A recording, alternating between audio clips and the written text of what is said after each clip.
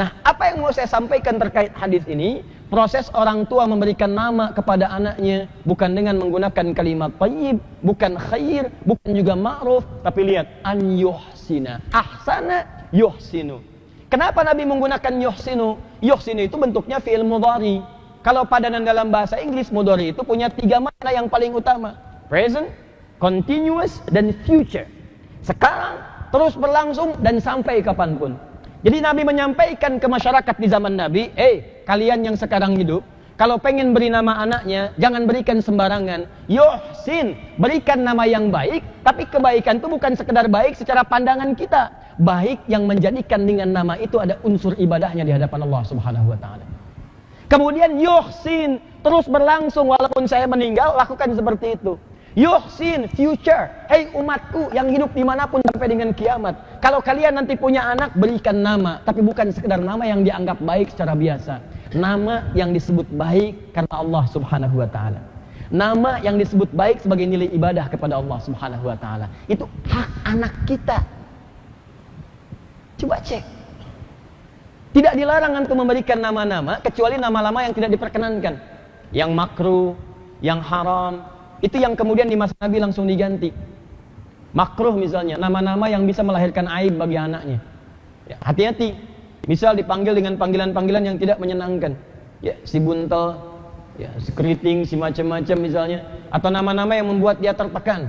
Diberikan nama pelawak di masa bapaknya, kemudian dikenang, anak itu nggak paham. Begitu dia baru lahir, baru sekolah diketawain temannya. Misal, kan? Itu makruh sifatnya. Haram diberikan nama-nama yang bertentangan dengan sifat-sifat Allah atau keagamaan. Ya, ada dulu diberi nama dengan nama-nama berhala di zaman jahiliyah, langsung diganti oleh Nabi. Ya, ada nama-nama setan, ada 9 nama setan nanti. Ya, coba antum lihat, cek dulu nama antum, pulang ke rumah cek. Ya. Mirip-mirip langsung buang.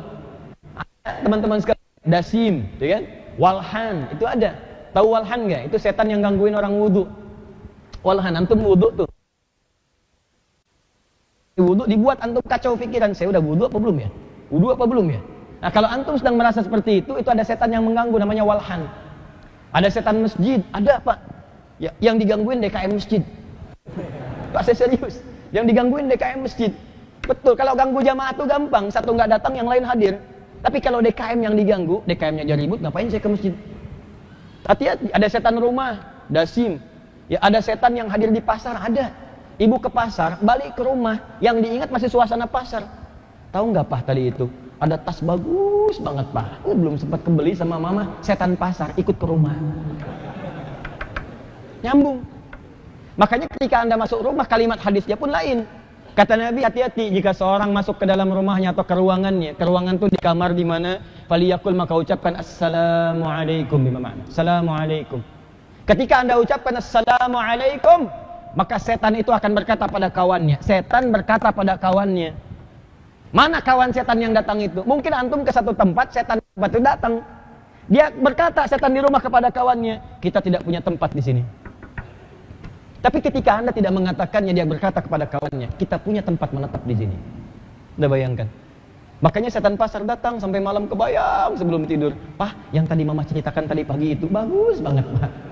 Ma, tas itu fungsinya menampung isi yang baik untuk kehidupan, uang, ya, buku taklim. Sepanjang namanya tas, fungsinya nggak akan berubah. Yang ada itu yang bisa mengantarkan mama ke surga. Oh iya Pak ya, insya Allah Pak. Tapi yang tadi juga bisa Pak ke surga. Oh betul. Nggak selesai. Kembalikan ke sini. An yuhsina ihsan. Pastikan nama-nama yang kita lekatkan pada anak itu bukan sekedar dipandang baik, tapi punya nilai ibadahnya. Ini poinnya. Contoh, prakteknya begini ya. Tapi kalau yang sudah ada, tinggal diisi saja. Tinggal diisi, tidak perlu kemudian diotak-atik lagi kalau sepanjang itu baik. Lihat sini. Imran menikah dengan Hannah.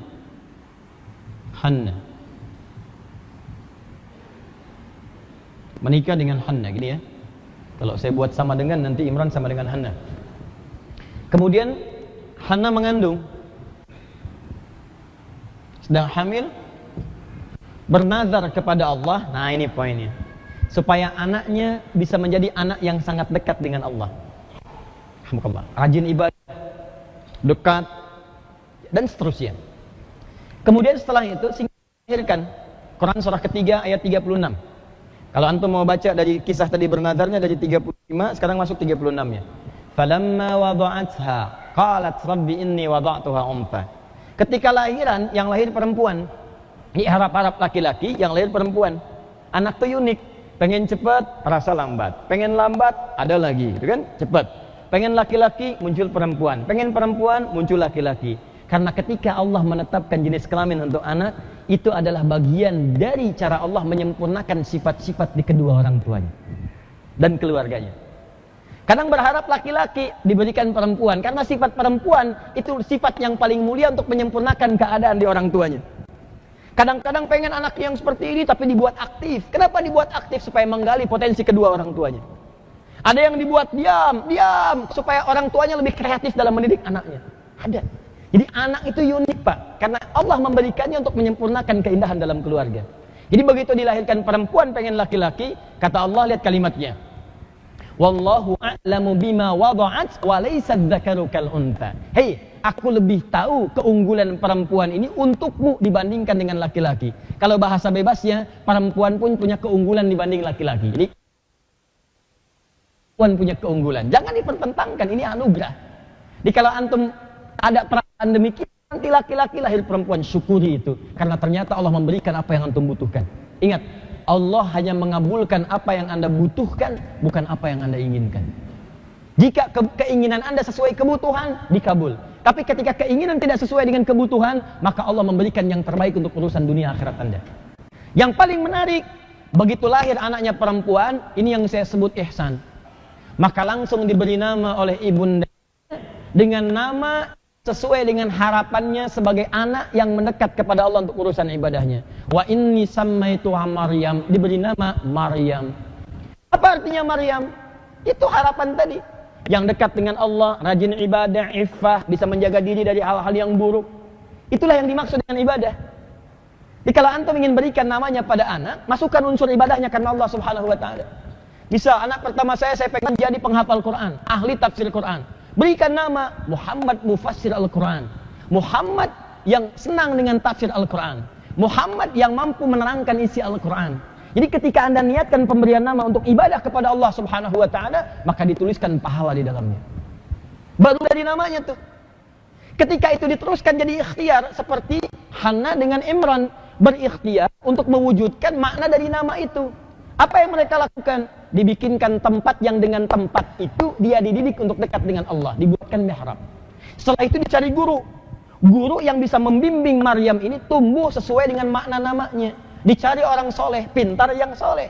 Yang pintar banyak, tapi apakah setiap yang pintar soleh? Belum tentu. Yang pintar dan soleh pada saat itu Zakaria alaihissalam, pamannya sendiri. Ya, maka kemudian apa yang terjadi? Ketika ikhtiar ini sempurna, namanya diberikan unsur ibadah, diberikan tempat untuk menjaga dari hal yang buruk, fokus bisa ibadah, dicari orang soleh untuk membimbing ibadah sekaligus dia pintar, diterima ikhtiarnya oleh Allah. Baca ayat 37-nya. Fataqabbalaha rabbuha. Semua ikhtiar ini diterima. Ketika orang tua berikhtiar kemudian diterima, apa yang terjadi? Allahu Akbar. Wa ambataha nabatan hasana. Qabbalaha rabbuha biqabulin hasanin. Ya, lihat baik-baik. Fataqabbalaha rabbuha biqabulin hasanin. Wa ambataha nabatan hasana. Kemudian dirawat, kata Allah, saya akan merawat dia sampai dengan tumbuhnya. Dijaga oleh Allah tuh. Ya, tapi yang penting antum lihat, Imran itu bukan nabi. Bukan nabi, bukan rasul. Maryam bukan nabi, bukan rasul. Kenapa dibuat kisah yang bukan nabi, bukan rasul? Supaya jadi contoh bagi kita. Sehingga kita tidak ada cara lagi untuk ngeles. Nabi Ibrahim kan nabi, beliau kan rasul. Saya kan bukan nabi. Nih saya turunkan yang bukan nabi, yang bukan rasul. Dia bisa, kenapa kamu tidak? Wa kaffalaha Zakaria, kullama dakhala 'alaiha Zakaria al-mihrab wajada 'indaha rizqa. Anda bisa bayangkan, rizkinya dimudahkan oleh Allah. Anda beri nama anak yang baik, berikan cita-cita yang baik, Anda carikan sekolah yang bagus, cari guru-guru yang soleh, cari ikhtiar mencari rizki mewujudkan itu, maka kata Allah, kami yang rawat anak Anda nanti. Gak usah khawatir dengan rizkinya, saya yang dekatkan. Bahkan tanpa kamu sadari dari sisi yang tidak kamu duga. Ini yang jagain Nabi Zakaria, bawa makanannya, bawa pakaiannya, yang megang kuncinya beliau di mihrabnya. Setiap masuk sudah ada kebutuhannya. Kullama dakhala 'alaiha Zakaria al-mihrab wajada 'indaha rizqa. Qala ya Maryam anna laki hadha. Maryam, dari mana semua ini? Kata Maryam, qalat huwa min 'indillah. Perhatikan, anak yang dididik dekat dengan Allah untuk beribadah, maka kalimat pertama yang mengalir di lisannya Allah. Beberapa waktu yang lalu ada viral kan? Seorang anak ketika akan disuntik, ya Allah, ya Allah, ya Allah, ampuni aku ya Allah. Dia Masya Allah. Anda bisa bayangkan, karena orang tuanya mendidik dengan kalimat-kalimat yang mulia. Ya, coba silahkan cek anak-anak sekarang. Suntik, yo ayo, yo ayo, yo ayo. Nah, ya, katanya yang dimasukkan tuh itu. Indah, bisa nggak kita susun begitu tuh? Anak pertama siapkan ahli Quran, lillah, bismillah, Muhammad mufassir Quran. Anak kedua ahli hadis, Muhammad Mustafa Nabawi, misal, ya, Allahu Akbar, dekat dengan hadis. Anak ketiga misalnya ahli fikihnya, Muhammad Faqihur Rahman, misal. Susun tuh, ada ahli Quran, ahli hadis, ahli fikih. Lalu Anda ikhtiar, cari guru yang bagus, dekatkan dia dengan itu semua, didik dia, begitu tumbuh. Jangankan Anda tunggu akhiratnya, dunia bisa Anda nikmati. Anda lagi baca ada masalah, wah, apa maksudnya nih? Kakak, ini apa maksud tafsirnya? Oh ayah, itu ada di Quran surat sekian, ayat sekian, halaman sekian, posisi paling ini, ayah buka aja. Itu maknanya begini, begini, begini. Kalau hadisnya apa adek? Hadisnya ini ayah, hadisnya itu kalau Rasulullah SAW sekian-sekian, disebutkan di kitab anu, nomor sekian, jilid yang sekian. Wah, tapi kalau hukum fikihnya bagaimana? Adik bungsu sini, itu hukum fikihnya menurut 4 madzhab begini ayah, begini di kitab ini dan sebagainya. Allahu Akbar, kosong pengajian. Beres masalah di rumah. Itu indah. Jangan jauh-jauh dah. Anak Anda berikan nama dekat dengan Quran. Didik dia misalnya untuk menghafal Quran. Dia usia 2 tahun, tiba-tiba baca An-Naba, amma yatasaalun. Atau Anda pulang dari kantor, gak usah An-Naba deh, Al-Ikhlas dia baca. Anda pulang sedang capek dari kantor, tiba-tiba begitu masuk dia di ruang tengah, sambil main dia baca Bismillahirrahmanirrahim, Qul huwallahu ahad, Allahus samad, lam yalid wa lam yulad. Anda bisa menangis dan hilang semua lelah itu. Tiba-tiba Anda pangku anak Anda, main dengan dia dan sebagainya. Dan Anda kebanggaan luar biasa. Demi Allah saya katakan, gak akan lelah antum dalam urusan dunia. Apalagi ketika dia sampai pada juz yang terakhir, pada surah yang terakhir, di ayat yang terakhir, Anda seakan mendapatkan satu anugerah yang tidak bisa diganti dan dinilai dengan apapun. Uang Anda gak akan ada nilainya. Begitu dia mengatakan di akhir hafalannya, bahkan dia pun bisa menangis. Di Al-Baqarah dia berjuang membaca An-Nas yang mudah, itu lisannya bisa berat karena tangisan mengalir dalam jiwanya. Begitu mau ditutup hafalannya sempurna, Qul a'udzu birabbin nas, nangis Pak, yakin saya, nangis. Tiba-tiba selesai itu sampai berita kepada Anda, di SMS Anda, Mama, Papa, alhamdulillah hari ini aku bisa menghatamkan Quran, hafal 30 juz. Apa yang terjadi pada Anda? Demi Allah saya katakan, Anda bisa tersungkur, sujud, mengalir air mata, dan seakan-akan dunia itu nggak ada maknanya sama sekali. Kalau Anda tidak percaya silahkan Anda coba. Kalau bukan anaknya, cucunya siapkan. Mesti ada satu di keluarga Anda yang dibanggakan.